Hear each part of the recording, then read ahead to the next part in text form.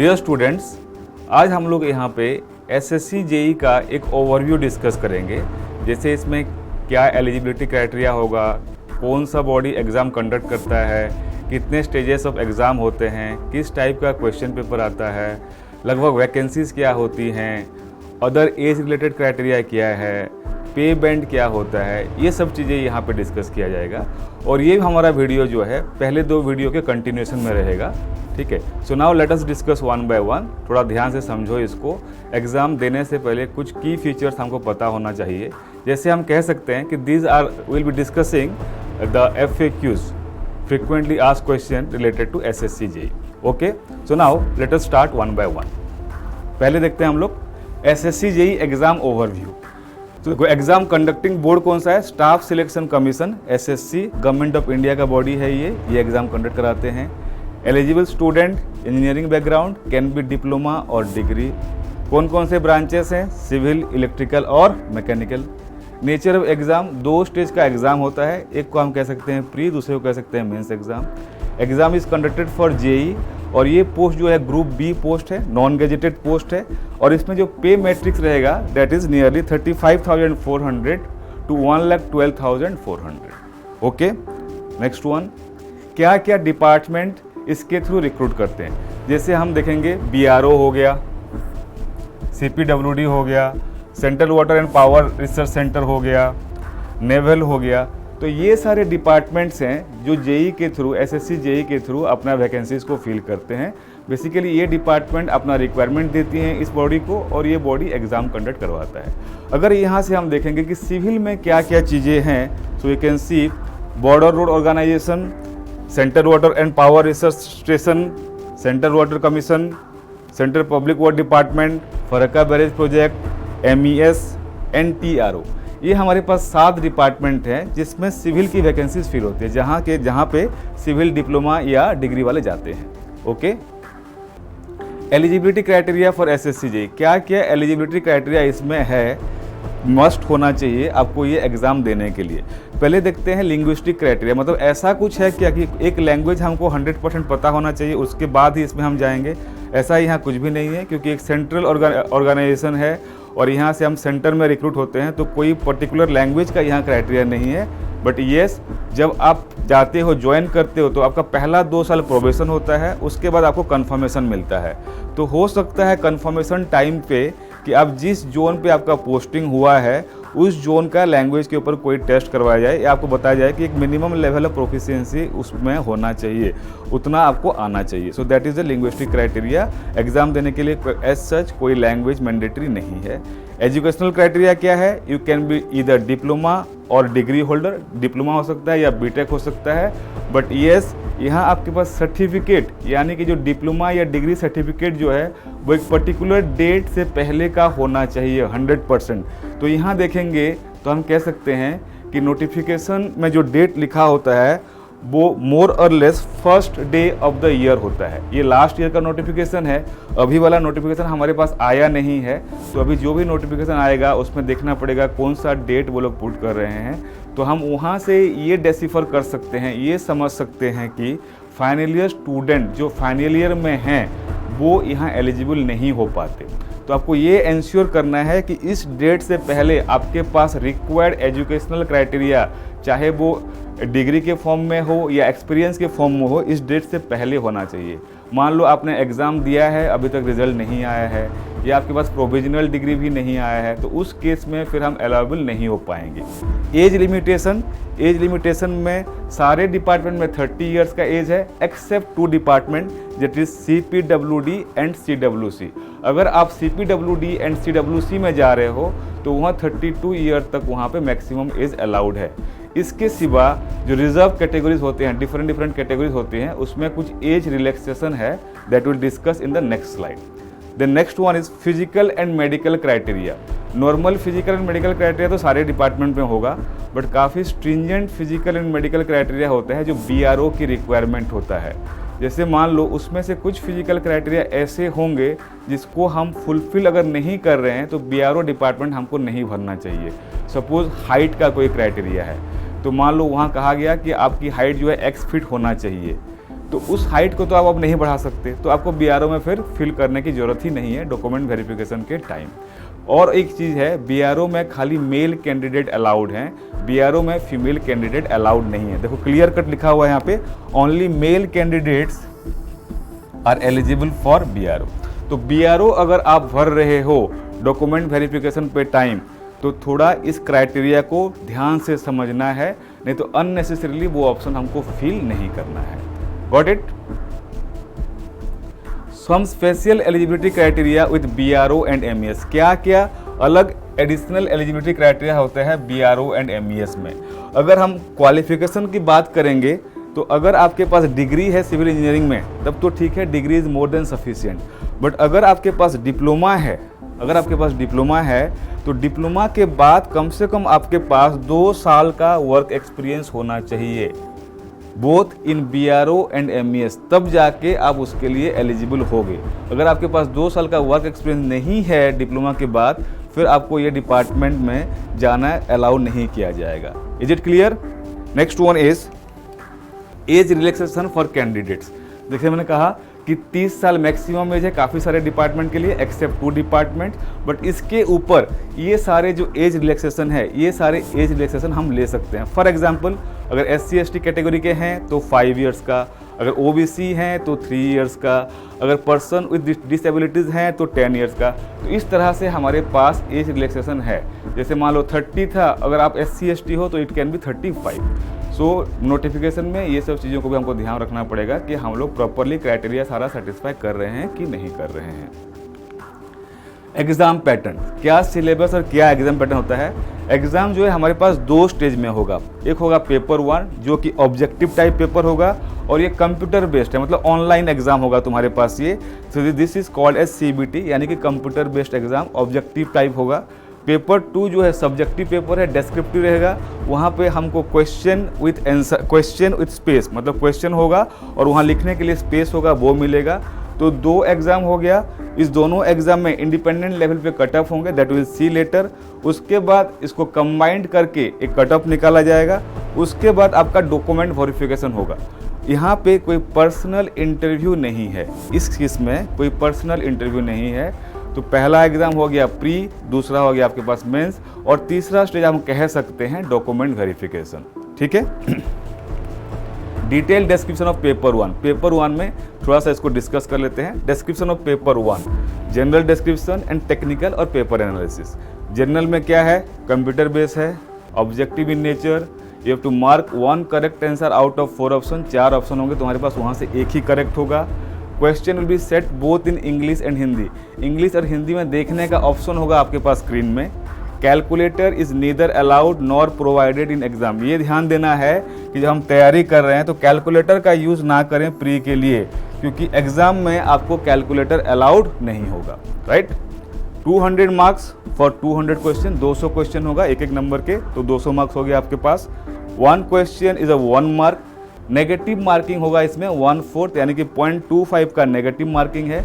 और इसमें से 100 क्वेश्चंस होंगे आपके पास टेक्निकल, यानी कि इंजीनियरिंग बैकग्राउंड के, और 50 क्वेश्चंस हो जाएगा तुम्हारे पास general knowledge and current affairs, और बाकी 50 क्वेश्चन हो जाएगा रीजनिंग एंड एप्टीट्यूड। ठीक है? सो 200 क्वेश्चन, 200 मार्क, नेगेटिव मार्किंग होगा। ये चीज़ हमको ध्यान देना है। राइट? यहाँ क्या होता है, number of paper, number of यहाँ पे शिफ्ट होता है। मतलब अगर बच्चे ज़्यादा है हमारे पास तो एक ही शिफ्ट में मान लो पेपर नहीं हुआ, तो 2-3 पेपर हुआ, 2-3 शिफ्ट में पेपर हुआ। तो depending on the level of difficulty सारे को एक पर्टिकुलर लेवल पे लाया जाता है, उसको हम लोग नॉर्मलाइजेशन कहते हैं। तो एक नॉर्मलाइजेशन का फॉर्मूला रिलीज करेगा और उसी फॉर्मूला के हिसाब से नॉर्मलाइज करके हमको हमारा स्कोर बताया जाएगा कि प्री में आपका इतना स्कोर आया है। Right? Description of paper 2। Paper 2 में क्या है देखो, offline mode, this will be offline mode, conventional, descriptive in nature, you have to write and solve questions, candidates are allowed to bring their own slide rule, calculator, बाकी चीज़ तो हम लोग लेके वैसे नहीं आते, कैलकुलेटर तुमको लेना पड़ेगा, तुम ले सकते हो कैलकुलेटर। ठीक? मैक्सिमम मार्क्स 300 मार्क का ये पेपर होगा जो कि 2 घंटे में होता है।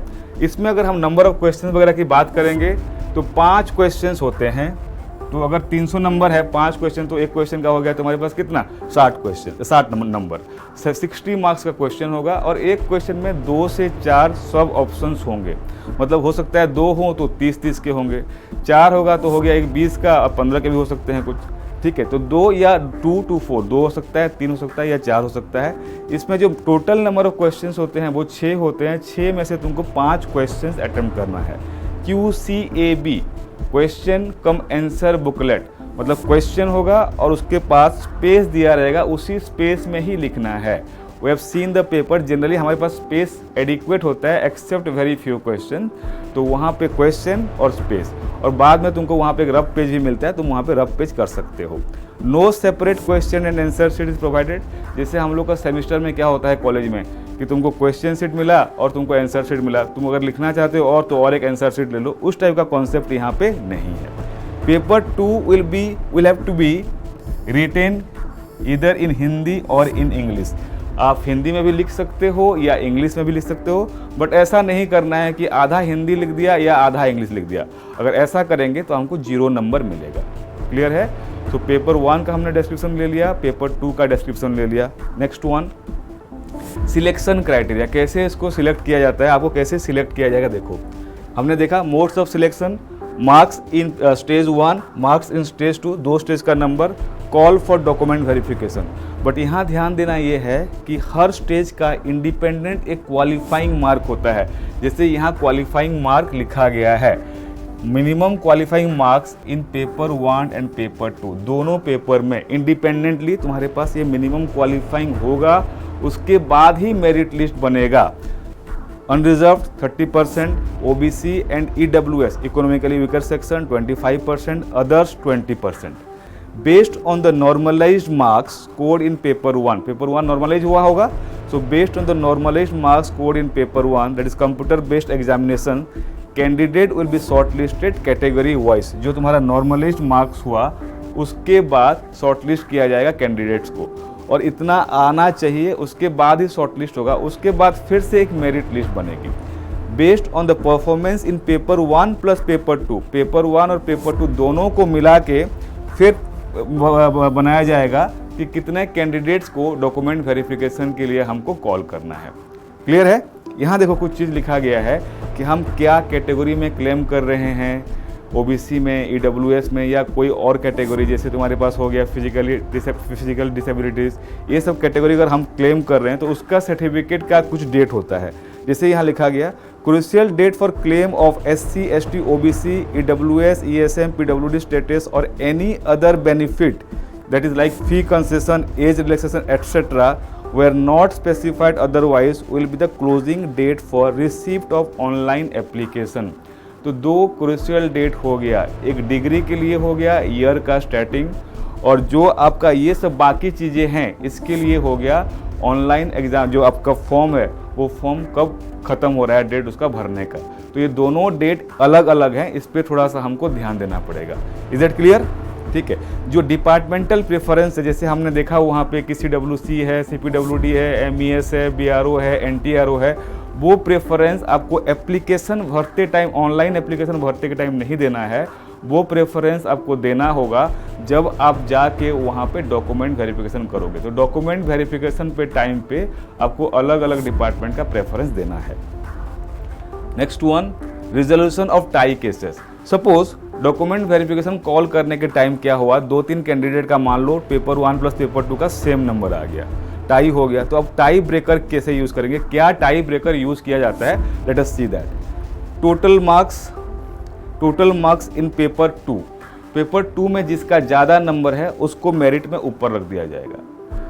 वो भी अगर नहीं हुआ, उससे भी टाई ब्रेक नहीं हुआ, तो डेट ऑफ बर्थ, जिसका डेट ऑफ बर्थ पहले है, मतलब जो ओल्डर कैंडिडेट हैं उनको मेरिट लिस्ट में ऊपर रख दिया जाएगा। या फिर अल्फ़ाबेटिकल ऑर्डर, अगर आपका नाम A से स्टार्ट हो रहा है तो आपको ज़्यादा प्रेफरेंस दिया जाएगा कंपेयर टू किसी अदर पर्सन जिसका नाम B से स्टार्ट हो रहा है। तो इस हिसाब से टाई ब्रेक किया जाएगा, वन आफ्टर द अदर ये टाई ब्रेकर अप्लाई किया जाएगा। क्लियर है? Details of vacancies in past year civil engineering, ये कुछ डेटा है जिससे हम थोड़ा सा देख सकते हैं वैकेंसी का डेटा। जैसे 2017-18 17 से 20 तक का डेटा हमारे पास यहाँ लिखा है हमने। टोटल वैकेंसी 341 था यहाँ हो गया 1845, 887, 785 and these are the vacancy exclusive for civil 256, 1506, 743 और 526। ये हमारे पास वैकेंसीज हैं इन सालों में सिविल के। अब देखो जो पेपर 1 है, स्टेज 1 में कितने लोगों ने क्वालिफाई किया है, तो जैसे हमने यहाँ पे लिखा 4433, तो ये सारे लोगों का जो नंबर है ना, वो जो एक मिनिमम कटअप था उससे ज़्यादा हुआ होगा और उनका फिर एक मेरिट बना होगा और उसमें से कैंडिडेट्स को बुलाए गए होंगे। जरूरी नहीं है कि आपने मिनिमम कटअप अगर क्वालिफाई कर लिया तो आपको 100% बुलाया जाएगा। दैट इज़ डिपेंडेंट ऑन कि कितने लोगों ने मिनिमम कटअप क्वालिफाई किया है और कितना कैंडिडेट हम स्टेज 1 में कॉल करना चाह रहे हैं। और यहाँ देखो कोई ऐसा फिक्स्ड रेशियो नहीं है कि 3 टाइम्स या 4 टाइम्स, ये वेरी कर रहा है। जैसे यहाँ देख सकते हैं हम लोग तो अराउंड 6 टाइम्स हो गया, यहाँ 6 टाइम्स से काफ़ी ज़्यादा है, तो ये रेशियो वेरी कर रहा है। तो हम ऐसा नहीं कह सकते कि जितना वैकेंसी है उसका 5 टाइम या उसका 6 टाइम वो लोग 100% बुलाएंगे स्टेज 1 के बाद, ऐसा नहीं है। तो ये हो गया तुम्हारे पास number of candidates qualified in stage 1। Second पे हो गया number of candidates called for document verification, मतलब ये वो कैंडिडेट हैं जिन्होंने पेपर 1 प्लस पेपर 2 में दोनों में क्वालिफाई कर लिया और कंबाइंड क्वालिफिकेशन निकालने के बाद इतने कैंडिडेट को बुलाया गया है डॉक्यूमेंट वेरीफाई करने के लिए। अब ये लोग इस स्टेज पे अपने डिपार्टमेंटल प्रेफरेंसेस भरेंगे। यहाँ देखो तुम कि जो हमारे पास वैकेंसी है उससे ज़्यादा है जो लोगों को हमने बुलाया है डॉक्यूमेंट वेरीफाई करने के लिए। इसका मतलब ये ज़रूरी नहीं है कि हमारा अगर डॉक्यूमेंट वेरिफिकेशन हो गया है तो हम 100% सिलेक्ट हो गए हैं। वहाँ फिर से मेरिट लिस्ट बनेगा डिपार्टमेंट वाइज, क्योंकि हमने वहाँ डिपार्टमेंटल वाइज प्रेफरेंसेस डाला होगा। क्लियर है? Next one is details of vacancy in past year for mechanical electrical combined vacancy आता है। तो ये हमारे पास पिछले 4 साल के वैकेंसीज हैं मैकेनिकल और इलेक्ट्रिकल के। जैसे 2017 में 85, 2018 में 339, 2019 में 144, 2020 में 259। तो हम यहाँ कह सकते हैं कि सिविल की वैकेंसी काफ़ी ज़्यादा रहता है compare to mechanical and electrical. Cut off in past years in civil engineering, थोड़ा सा अगर कट ऑफ देखते हैं, although we can not predict the certain trend की ट्रेंड हमेशा वही फॉलो करेगा, बट थोड़ा हमको आइडिया लग जाता है कि किस लेवल की प्रिपरेशन की रिक्वायरमेंट है। जैसे 17, 18, 19 में हमने ये जनरल कैटेगरी का डाला है कट ऑफ स्टेज 1 जो ऑब्जेक्टिव पेपर है उसका कट ऑफ है 117, 127, 123 और ये हमारे पास हुआ था कितने नंबर से? 200 नंबर से ये कट ऑफ आया है। और दोनों स्टेज का मिला के स्टेज 1 और स्टेज 2 का मिला के यानी कि टोटल कितना हो गया? 200 प्लस 300 500 हो गया। सो 500 में से ये कट ऑफ है हमारे पास। ठीक है, अब यहाँ पे मैंने क्या किया है कि जो हमारे पास बाकी कैटेगरी हैं उनके लिए 1 साल का डेटा मैं यहाँ दिया है। जैसे 2020 का देखेंगे तो अनरिजर्व का जनरल का 120 था, ओबीसी 114, ईडब्ल्यूएस 108, एससी 99, एसटी 99.15। ये हमारे पास हो गया 2020 का डिफरेंट कैटेगरी में कटअप। ये हो गया तुम्हारे पास पेपर 1 और पेपर 2 का कंबाइंड कटअप। तो हम देख सकते हैं कैटेगरी में कटअप थोड़ा सा कम जा रहा है, राइट। तो फिर भी अगर देखेंगे तो कटअप इन स्टेज 1 काफ़ी अच्छा खासा कटअप जा रहा है, 200 से 120, 115 ऐसे कटअप जा रहा है। हाँ, ये कह सकते हैं कि अगर आप पेपर 2 को देखोगे तो पेपर 2 में बहुत ज़्यादा यहाँ पे एडिशन नहीं हुआ है, बहुत सब्सटेंशियल डिफरेंस नहीं हुआ है। क्लियर है? 1 साल देखते हैं हम लोग 2019 में काफ़ी ज़्यादा नंबर गया था, बट ये वही ट्रेंड फिर फॉलो नहीं कर रहा है, ये फ्लक्चुएट हो रहा है। That depends on the level of the paper, किस टाइप का पेपर आया है, और स्टूडेंट का लेवल, मतलब जो स्टूडेंट अपियर कर रहे हैं उन्होंने बहुत अच्छे से तैयारी किया है, उनको तैयारी का एडिक्वेट टाइम मिला है या नहीं मिला है। तो ये दोनों चीज़ पे डिपेंड कर जाता है कि लेवल ऑफ पेपर क्या है और जो स्टूडेंट एग्जाम दे रहे हैं, जो स्टूडेंट्स पूल है, उनका लेवल ऑफ प्रिपरेशन क्या है, right. So we can not say whether it is a increasing trend और डिक्रीजिंग ट्रेंड, या हमेशा इंक्रीजिंग रहेगा या हमेशा डिक्रीजिंग रहेगा, ऐसा कोई फिक्स्ड पैटर्न यहाँ पे नहीं है। Cut off in past year for mechanical and electrical engineering, same case goes with mechanical electrical also. यहाँ पे भी कोई पर्टिकुलर पैटर्न को फॉलो नहीं कर रहा है। ये आपके पास हो गया कट ऑफ स्टेज 1 का, और ये हो गया पेपर 1 प्लस पेपर 2, मतलब डॉक्यूमेंट वेरिफिकेशन के लिए जो कैंडिडेट बुलाया जाएगा उनका ये cut off. Okay, how to apply for SSC JEE exam. देखो कैसे अप्लाई करना है, ये इनका वेबसाइट है ssc.nic.in। यहाँ पे जाके हमको अगर फर्स्ट टाइम अप्लाई कर रहे हैं तो हमको रजिस्ट्रेशन करना पड़ेगा, लॉगिन एंड अप्लाई। अगर ऑलरेडी हमने रजिस्टर्ड किया है तो लॉगिन करके यहाँ पे अप्लाई करना पड़ेगा। Mobile number, email ID save रखना है, क्योंकि उसी पे ही सारा आपका कम्युनिकेशन होगा। और जो मोबाइल नंबर और ईमेल आईडी देना है उसको आपको सेव रखना है, मतलब बार बार यहाँ पे हमको चेंज नहीं करना है, क्योंकि फिर वहाँ चेंज अलाउड नहीं होगा। जो फ़ी पेएबल है that is 100 rupees. Normal general category के लिए आपको 100 रुपीज़ फ़ी पे करना है, ऑनलाइन मोड पे ही पे करोगे उसको। और बाकी जो कैटेगरीज हैं, जैसे वुमेन कैंडिडेट हो गया, SC हो गया, ST हो गया, और बाकी कुछ कैटेगरीज हैं, उनके लिए आपके पास कोई फ़ी पे करने की ज़रूरत नहीं है, वहाँ पे एग्जेंशन है फ़ी का। Is that clear? Exam notification and latest update, क्या क्या अभी चल रहा है SSC JEE में वो देखते हैं। पहले क्या हुआ है, अभी जो आगे वाले का है इसका देख लेते हैं। इसका आपके पास डेट ऑफ एडवर्टाइजमेंट आने वाला है, जो शेड्यूल इन्होंने दिया है वेबसाइट पे, उसके हिसाब से 28/11/2022 में डेट ऑफ एडवर्टाइजमेंट आएगा। क्लोजिंग डेट जो होगा 27/12/2022, यानी कि लगभग हमको 1 मंथ का टाइम मिल जाएगा फॉर्म फिल करने के लिए। और जो स्टेज 1 का एग्ज़ाम है उस टेंटेटिवली मार्च 2023 में होगा। तो समझो हमारे पास अभी हम लोग आ गए हैं, ऑलमोस्ट मई ख़त्म होने वाला है हमारे पास, ठीक है। तो 9-10 महीना हमारे पास है तैयारी करने के लिए इस एग्ज़ाम के लिए, ठीक है। बहुत ज़्यादा टाइम नहीं है, तो अभी से हमको इस पर अच्छे से तैयारी में लग जाना चाहिए। ओके, क्या चल चुका है ऑलरेडी या क्या हो चुका है? Result of paper 2 for document verification examination 2019 completed on this 23/11/2011, ठीक है। उसका फाइनल रिजल्ट भी आ चुका है। और जो एक नेक्स्ट ईयर का आया था, मतलब इसके बाद वाला, उसका भी आपके पास पेपर 2 के लिए रिजल्ट आ चुका है।